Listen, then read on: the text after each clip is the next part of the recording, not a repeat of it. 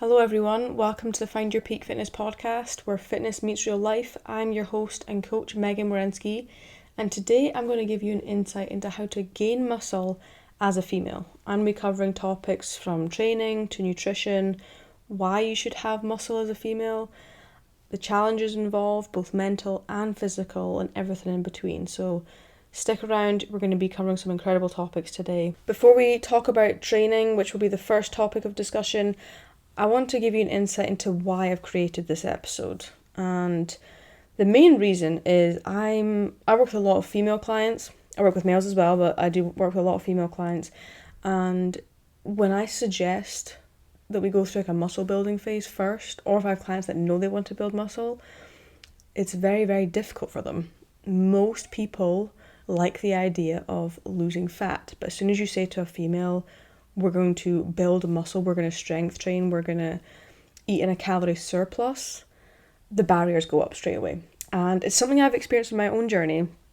For those of you that don't know, I'm currently in prep mode for my first bodybuilding show, which will be next year. And I've just finished my first phase of strength building, which lasted, it was like 3 or 4 months of intense training, eating a lot of food, and being okay with seeing my physique changing. And as a female, we are told, smaller is better. Or at least that's what we've been perceived to do for a very long time, or perceived to be for a very long time. It's been, as a female, you're almost praised if you weigh under a certain number, if you fit into a certain size of clothes. Whereas now it is slowly changing. Social media does have its benefits. You do see females out there promoting independence and strength, and I love it. So like I said, I've been through my own kind of journey with that. So I want to make a podcast episode where you can take some tips and tricks and apply that to your own journey, okay? And also, gaining muscle as a female is different than males. If we just ate and trained like they did, we would see totally different results. So it's important that we make the adaptations to our own journey and our own nutritional plans and our own training that complement, one, our own bodies, but also complement the female anatomy, okay? So without further ado, the first thing I want to talk about is training. Now, for those that are totally new, when I talk about training, I'm talking about strength training. So that's being in the gym, that's lifting weights. It's not HIIT training where you're doing circuits. It's doing a set amount of reps. So let's just say 8 to 10 reps and with a certain amount of sets. So for example, doing 3 sets of bicep curls for 10 reps. That's what strength training is, with breaks in between, okay?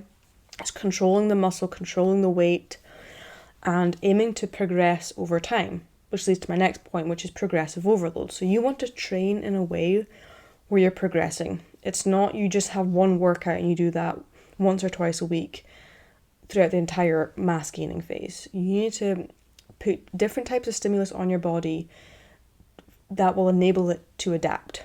Okay, our bodies are very, very smart. If you just continue training the exact same way, you will plateau. So it's important that you put a different amount of stimulus on your body.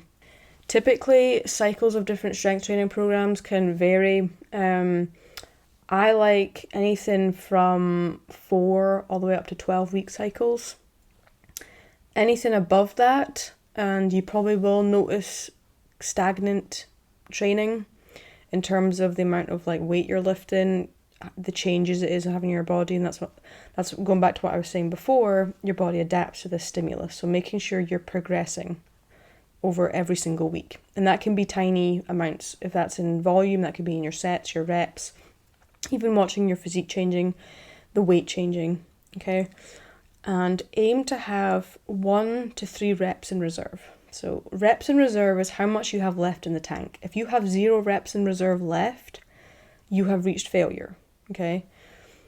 Failure training has its place. It's not necessary. And it's not something I recommend to do every single training session, as your body will start to just fatigue and your ability to recover starts declining the more training you do to failure. So 1 to 3 reps in reserve is a great gauge of your intensity of your training. So what I tell people, 1 to 3 reps in reserve feels like if someone walked in and pointed a gun at you and said, rep out another 3 reps, you could do it, okay?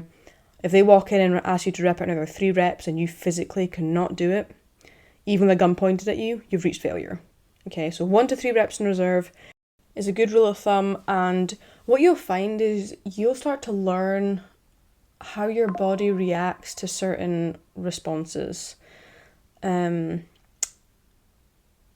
I said, failure training, personally, I enjoy it.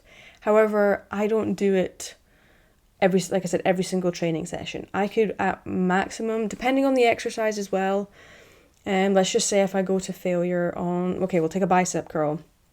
I find I can recover quicker working to failure in a bicep curl compared to if I was doing that with like a barbell squat.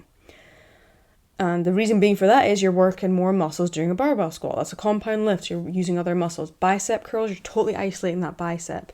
Therefore, it takes less time to recover from that failure set with bicep curls than it does the failure set of the barbell squats. So make sure that when you are working to failure, you're giving your body time to recover. So come the next time you're doing that workout or working that specific muscle group, you're ready to go. You're not still in recovery mode.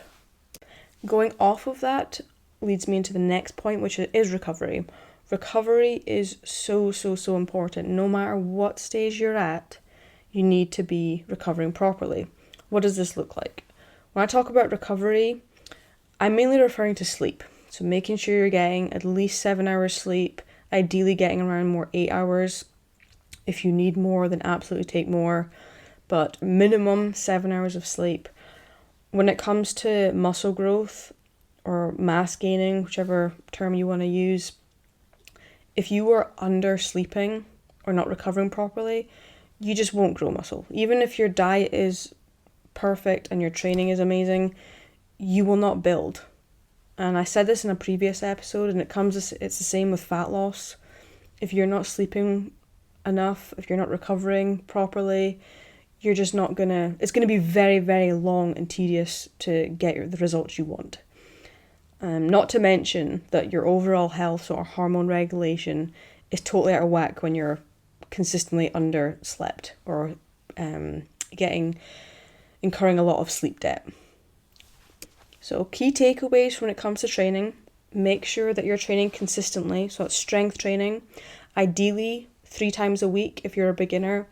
If you're an intermediate lifter, then anything from 4 to 5. It's not something you need to do every day. I'm not a huge fan of even 6 days a week. I have done it before, but I find that just having 1 day a week isn't quite enough. My body works best when I do 2 days on, 1 day off, 2 days on, 1 day off, with the occasional 2-day rest. Usually I do this between programs, but the main thing I do is I listen to my body. If I feel like I need an extra rest day, I take the rest day. If I feel like I can push on, which when I was in a highly fed state, I the most I did was 4 workouts in a row, but by the end of it, I was totally beat.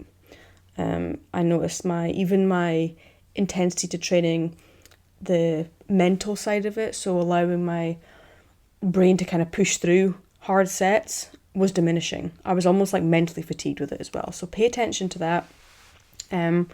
Make sure you're taking the rest you need. Make sure you're progressing. So that is lifting more, doing more sets, doing more weight, doing more reps, slowing down the tempo, so increasing your time under tension, and make it, even if it's hitting muscle groups more often over the course of 1 week. And the last thing is making sure you're recovering properly, so you're sleeping at least 7 hours, shooting more for that 8-hour mark. So everyone knows this, no matter what phase you're at, what you consume needs to complement what you're doing, like in the gym. And if your diet is crap, you're not going to see results. So it's the same with fat loss. Make sure that you are nourishing your body and having a plan in place that complements your training. So if your goal, like I said, this is a muscle gain episode, so if you're trying to gain muscle, you need to eat in a slight calorie surplus. Now, most females listen to this will be like, I don't know about that. I like to eat 1,500 calories a day. That is my number. I am someone who eats this amount of calories per day. Nothing grows if you've got nothing to feed it. Think of a plant.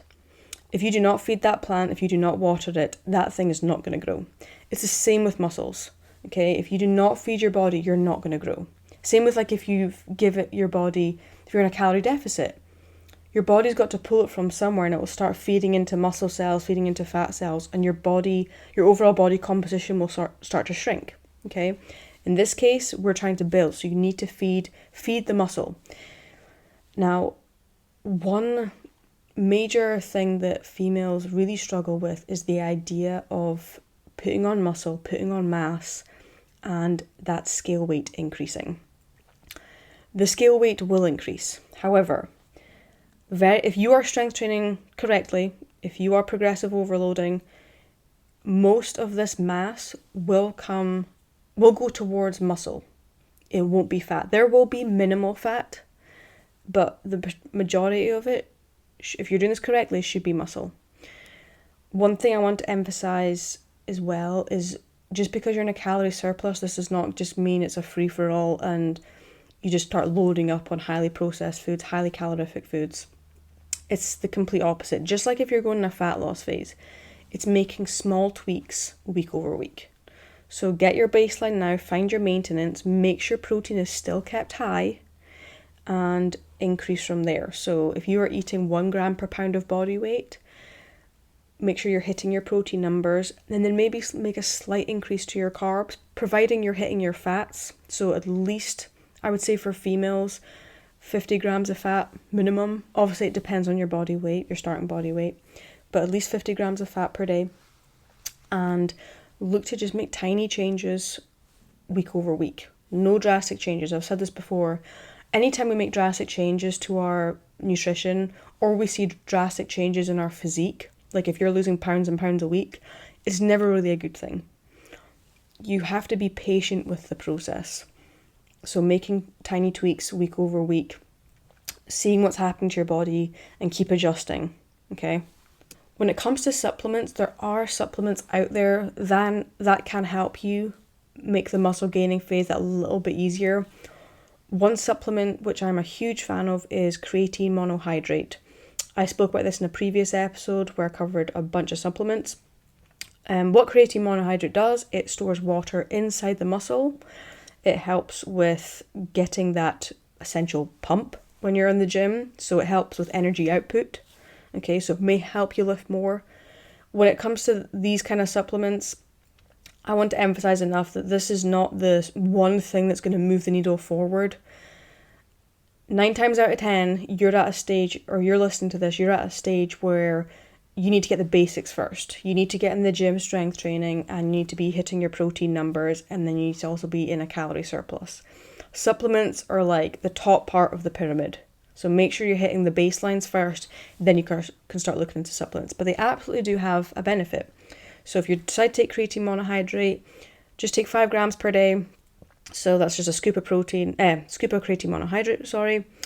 I'm getting ahead of myself. So the next supplement I would recommend, again, this is totally optional, is protein powder. So protein powder is easy, convenient. It can help you hit your protein goals if you are under eating in protein. It tastes good. You can mix it with other things. Relatively affordable. Some protein powders out there are way too expensive. You don't need to go that far. However, I do recommend that you avoid buying the cheapest protein because it's probably got a bunch of fillers in it. It won't be that great for your GI tract, so go easy on that. Make sure you're not breaking the bank though, so finding something within the $40, $50, $60 range is great. Make sure you're reading the ingredients before you take it. Make sure you are reading the nutritional label as well. Some protein powders are leaner, quote unquote leaner sources than other ones. So like an isoprotein, where it's pretty much just pure protein with trace amounts of carbs and fats. Some of them might have slightly more carbs and fats. So make sure you're reading the nutritional label before you buy any protein powders. Okay, so moving on. So why should females have muscle? Like, what is the point? The biggest thing when it comes to having muscle, and this applies to males as well, is that it improves your metabolism. So I've probably got your attention from saying this. But what actually is an improved metabolism? An improved metabolism means that when you are resting, your body is burning. If you have more muscle, this increases your metabolism. So when you're just laying down doing nothing, your body's actually burning more at rest, providing that your muscle mass is high. For example, let's take two people. So we've got one female who weighs 150 pounds and is very lean, very muscular, very athletic, very quote unquote toned. I hate that word, but we're going to use it for this. And we take another female who weighs the exact same. She's 150 pounds but has a high body fat percentage and a low muscle mass percentage. Person one with the high muscle mass and low body fat burns way more calories at rest than the person who has the high body fat percentage, even though they're the same weight, but their body composition is different. Okay, so having high muscle mass burns more calories at rest. This is why that person on the right, or the person that's high muscle mass, needs to consume more. And this also leads into a different point that I've spoken about in the past, is when you're finding your maintenance, these calorie calculators are great. However, they do not know your starting muscle mass. So if you're someone that's starting out and you're already pretty muscular and you have a higher muscle mass percentage than the average person, then they will likely spit out a calorie number for you that's way too low. So you'll eat that and you'll actually lose weight. This is why it's so important to assess, use the data in a way where it's giving you your starting points or it complements your decisions, but don't treat it as the gospel. Okay, make sure you're making changes that complement your physique and your situation. So having a high muscle mass percentage, like I said, it burns more calories at rest and it actually helps in regulating your body fat percentage because of this, because you're burning more calories at rest. But having a high muscle mass percentage it's more than having or controlling your body fat. Okay, so muscle protein synthesis, which is MPS, actually decreases once we get to the age of 30, which is rather shocking. I believe males it's slightly higher, maybe the 35-40 range, but the age of 30, providing you are not strength training, your muscle mass actually starts declining year over year, okay? This is called muscle atrophy. Okay, so you've probably heard of muscle hypertrophy, so it's the building of muscle, which we're striving to do. Muscle atrophy is when you're losing muscle, okay, so it's diminishing over time. There was a study done and they actually found that muscle mass decreases approximately 3 to 8% per decade after the age of 30, and this rate of decline is even higher after the age of 60. That study, I'll link it in the show notes if you want to take a deeper dive into that, but this should be quite eye-opening for some people, because 30, that's young. I'm 26, so that's only 4 years older than me, which is quite scary. And muscle building, yes, it builds muscle, but what it also does is it actually builds stronger bones. It helps with your bone density. And this is a topic that I've had many conversations with many of my clients. But if you can strength train and consume a decent amount of protein, yes, you'll build muscle, but you'll also improve your bone density, okay? And what this does is reduce things like osteoporosis, osteopenia, and also reduces your risk of injury. As females, we tend to diminish, or I shouldn't say diminish, but our muscles, it's harder to hold onto our muscle mass as we age compared to males. And I'm going to get to that in a second. But obviously our testosterone levels are decreased compared to males. So the ability to produce MPS, which is that muscle protein synthesis, is decreased. Okay, so that means muscle is decreasing, bone density is decreasing. We have higher risk of developing osteopenia, osteoporosis, leads to injury. Okay, so it's all this like snowball effect. That's why strength training and paying attention to nutrition is way more than just getting that quote-unquote toned look that you want. It's your health as well. And that's what I want to emphasize, especially to my females out there. Building muscle is way more than just getting that toned look, okay? There's also been research around strength training and muscle building with depression and anxiety. And this is like my own observation.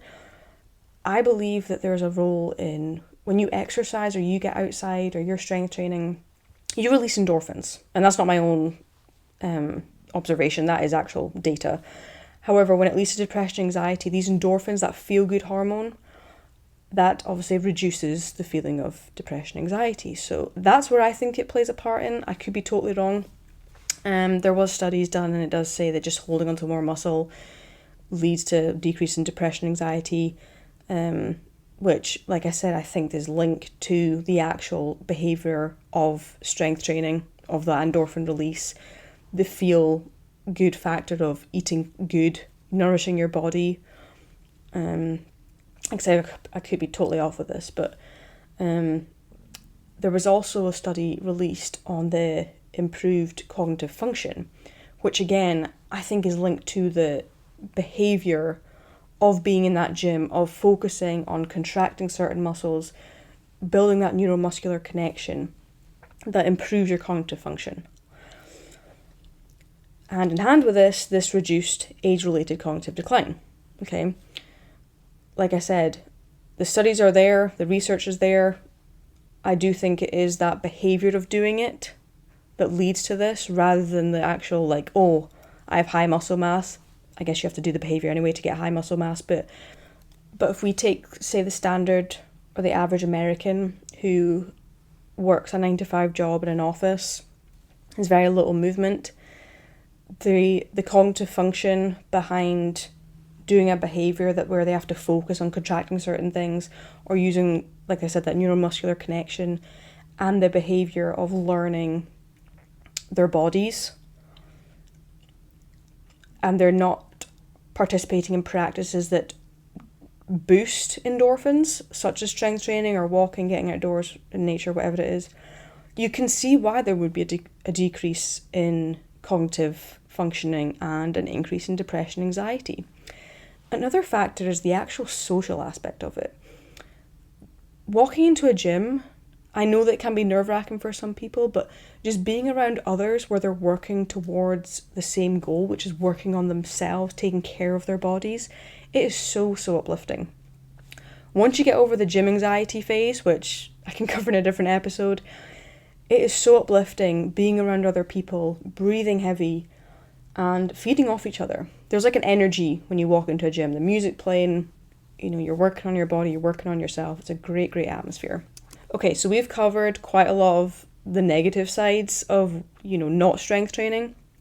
Let's cover some positives. So with strength training comes an increase in confidence. And this comes from typically better body composition. So like I said, you feel better about yourself. You look better. If you look better, you tend to feel better. When you fuel your body with good nutrient-dense foods, you feel so much better. And like I said, with that comes an increase in self-esteem, self-confidence, and it makes you want to keep on going. Your motivation is kept nice and high. Of course, you're going to have dips here and there, but typically you feel good. And when you miss a day of working out, you feel the difference. Or if you miss a couple of days. If you are someone that feels guilty for missing workouts, use that guilty feeling to fuel yourself. If you have a day where you're just sitting on your arse all day, watching TV, not moving much, eating pizza, I can see why people tend to feel guilty about that, but don't use it in a negative way. Use it in a way to fire you up and you get back on the wagon the next day. Another great benefit is that you have better training performance, energy, and recovery. So depending if you're just someone who goes to the gym just for aesthetics, just to be healthy, that is great. If you're someone there that's for a specific sport, typically you see an enhancement in performance as well. Energy is also through the roof. It's crazy. I've had a lot of days where I am totally low energy and I'm literally just doing nothing. But actually moving, getting up and going to the gym or going outdoors, going for a walk, it boosts my energy. Even though I'm expending energy, it actually increases my energy, which I've always found really interesting. So boost your energy, recovery as well. Have you ever been like I said, like a day where you've just not done anything and your sleep is crap that day or that night, or you just can't fall asleep? It's almost like you haven't expended enough to be able to rest. Or the days that you expend a lot of energy and you sleep great because your body needs it. There's a fine line. So making sure that you're expending energy in things that uplift you you sleep better, you recover better. There's also a thing called active recovery, so getting outdoors, if you're sore from the gym, getting outdoors and doing low impact is really good active recovery as well.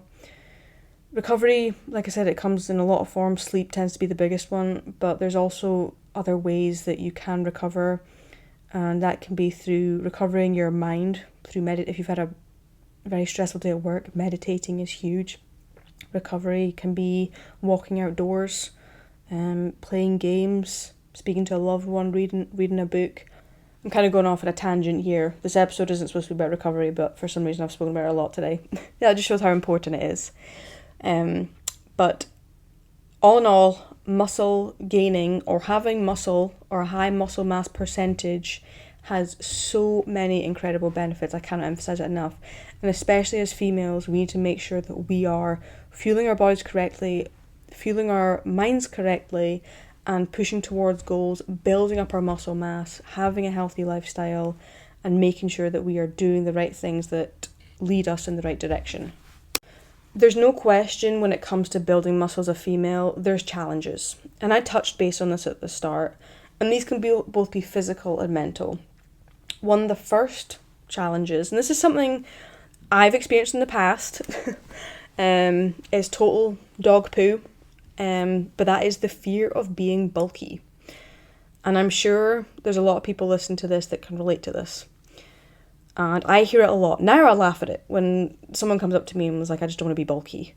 That's when they usually say that when I suggest we go through a strength gaining phase first. Being bulky is a very, very, very, very, very difficult thing to achieve. It is hours upon hours upon hours in the gym, going through tons and tons of different cycles. So that's mass gaining cycles, fat loss cycles, and doing it essentially year over year, depending on where your starting point is. For beginners, just strength training and eating enough protein, you're not going to get bulky. Unless you start taking steroids, which I do not advise. But the fear of being bulky, again, this is a stigma that was, generations ago where, I think it's been, honestly, forever. Females, the smaller the better. And now all of a sudden we're getting bombarded with information where we need to strength train and eat our protein and build muscle, So that fear of being bulky is very understandable. I just want to debunk it. It is very, very difficult to be bulky, okay? As females, we have less testosterone than males. So building and retaining is more difficult for us, okay? It's a slower process. It takes longer for females to build muscle than it does for males. That doesn't mean that you shouldn't do it. I still suggest that we do this. We still strength train. We still aim to build muscle. Just don't compare yourself to other people, especially males. So don't compare yourself to your spouse. Like I said, we have much less testosterone than males, so holding on to muscle mass, gaining muscle mass is a lot slower process for us. Another challenge which I face a decent amount, I've done a good job of just taking it out of my life, but is the scale weight. And again, I've spoken about this in the past, we can fall into a trap of being someone who identifies with a certain number. So I am someone who weighs 145 pounds and eats 1,500 calories. That is not me, by the way. I was just giving an example. But identifying as a scale weight number. If you aim to build muscle, expect the scale weight to change. Muscle does weigh more than fat. If you are someone that is uncomfortable weighing themselves or seeing that number going up, then do not weigh yourself. You should always assess your progress in different ways anyway. Scale weight is just a good guide, but there's so much that goes into this. That goes into scale weight, your hormones, sodium intake, stress levels, sleep, everything. So just judging your progress off scale weight is not really a good assessment. I'm a huge fan of progress photos. So seeing how your physique changes over time. When you are in a muscle gaining phase, you will not see change week over week or even 2 weeks apart. It's like watching paint dry when you're in a muscle building phase. So I emphasize being patient with the process, taking progress photos. If you want to do week over week, that's totally fine, but don't assess them too much. I would maybe look at maybe a month apart. If you're someone that's a bit more advanced, then this will be even longer. It's a very, very slow process, and the more advanced you get, the harder it is. Another thing that we have to take into consideration is our fluctuations in estrogen, progesterone during menstrual cycle. Now, this can affect your energy output, it can absolutely affect the scale weight, and it can affect recovery and your training performance. So I don't actually know where I saw this, but it was a study done, I came across it years ago, and I actually think Whoop, I've got a Whoop band, and I'm sure on Whoop it says something if you're on your menstrual cycle, your sleep leading up to that isn't as efficient. Like, leading up to your menstrual cycle isn't as efficient, but once you start your menstrual cycle, those first few days, your recovery is higher, so you're able to recover better, which is your HRV is lower, so it's your heart rate variability, and your energy output is greater, which is really strange. And before I even got my Whoop band, I actually noticed this myself, that I would sleep kind of crappy leading up to my menstrual cycle, and then even those first few days, even though I was really uncomfortable with, menstrual cramps, and you just feel gross, honestly. But my energy output was always really good. Like, I'd have really good workouts, and I noticed the menstrual cramps would actually be kind of relieved, and as soon as I kind of stopped exercising, I felt worse. It's actually something my mum told me when I was a teenager, that just to get up and walk if you've got period cramps. I never did it because I was a lazy arsehole when I was a teenager, but now, if she's listening, Mum, you were right. Moving when you've not got period pains, it does help. And like I said, your energy output's actually greater, and my sleep is better. So it's quite interesting. Another thing you've got to consider as a challenge is menopause. Like I said, I'm 26, so I do not know what menopause feels like. However, I work with a lot of pre- and post-menopausal women. So when menopause comes, I feel totally prepared for it. I sympathise with women that go through this, because it does sound horrendous. Some people it's, not as bad. I've heard some stories where it is just horrendous. It's another challenge, another barrier, unfortunately, we have to face as women. But there's ways around it, but you want to take all these factors into consideration. We go through more fluctuations as females than males do. And that's okay, nothing against males, but you have to consider that as a female. That's why you've got to make sure that you are making changes and analysing things that are applicable to your journey. So analysing things like your menstrual cycle. If your weight is increased that week, I wouldn't really make much nutritional changes, as you're probably just up from your menstrual cycle and a bit of inflammation. So things like that to consider are really, really important. Okay, so some key takeaways I just want to highlight before I end the episode is, 1, do not compare yourself to others. And I just touched base on this. Do not compare yourself to your spouse or males. Only compare yourself to you. I've mentioned this before, that you're on your own journey. It's you against you. Use data, use people that have been through it, lean on their experiences, lean on their observations, take this podcast, take a piece of information. But at the end of the day, it's your own body, and it is so specific to you. So make sure that you are only making comparisons to yourself and your own progress. The next one is being patient. And when I say this, I don't mean patient as in like stick to something for a month. I mean stick to something for a lifetime. Don't just view this as, I'm going to strength train for a couple of months to build up my bone density and I'm going to leave it there. Strength training is something, it needs to be a lifestyle change. Your goals will change as you go on, but the fundamentals of everything should remain pretty linear. So make sure you're being patient with the process and enjoying it. Like I said, if you do have goals, work towards it, make adjustments towards that, but at the end of the day, view this as a long-term lifestyle change and implementation. This relates to the next point, which is being consistent. If you miss a day, or if you go on vacation for a week, you don't strength train for a week, that's okay. In the grand scheme of things, this is not a big deal. Consistency over perfection is so important. That does not mean one day you're 100%, the next day you're 0. It means one day you're 60, the next day you're 80, the next day you're 35, the next day you're 90. Okay, so it's being consistent, showing up every single day, not going too far off track. If you do go off track, then you have the memory of a goldfish and you're back to it as soon as possible. The next one, especially for females, is having a mindset shift. So that's viewing your journey. If you are wanting to enter a muscle gaining phase, then it's viewing this phase as you're getting stronger. Okay, so having a growth mindset, not, oh, I'm going to be bulky. Okay, having a growth mindset, viewing yourself as you're building your physique up. And if you are someone that struggles with a lot of this, or struggles with the strength gaining and trusting the process, remind yourself that this is all temporary. That's something I had to tell myself every day for about 3 weeks when I was at like my peak mass. You know, I was eating a lot of carbs. I wasn't really feeling my best. You know, I've kind of figured out, okay, I feel good when I'm around this weight-ish, within a range. But I reminded myself that it's temporary and that I'm in control. In order for me to build muscle, I have to embrace the discomfort of the process. And that means not really liking the scale, clothes are fitting a little tighter, and I've got to eat when I don't really feel hungry, and that feeling of fullness. But this is temporary. Everything is so temporary. And I remind myself that I'm in control every single day.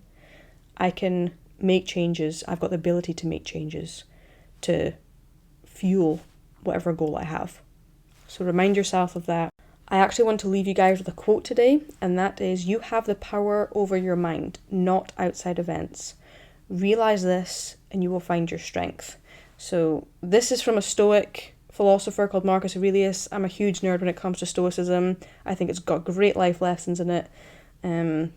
What this essentially means is having a strong body, you'll have a strong mind. And there's nothing more profound than having both. Okay, so I'm going to end the episode there. If you guys are interested in coaching, then head to Summit Coaching Instagram page, link below. Send me a message or fill out an application and I will get back to you and we can get you started on your fitness journey.